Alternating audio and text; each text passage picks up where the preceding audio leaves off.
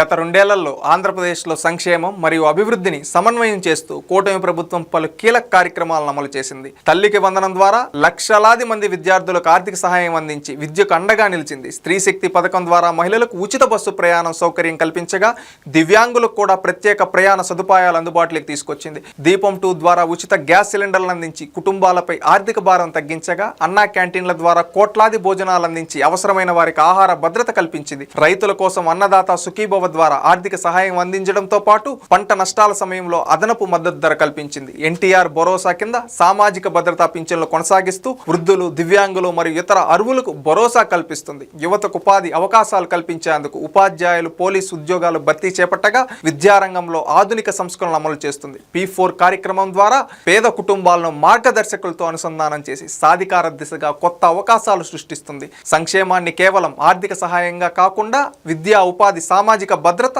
మరియు జీవన ప్రమాణాల పెరుగుదలకు భావిస్తూ ప్రభుత్వం ముందుకు సాగుతుంది. ఇదే రెండేళ్ల నమ్మకంలో సంక్షేమం, ప్రజల జీవితాల్లో మార్పును తీసుకొస్తున్న అభివృద్ధి మరియు సంక్షేమ ప్రయాణం.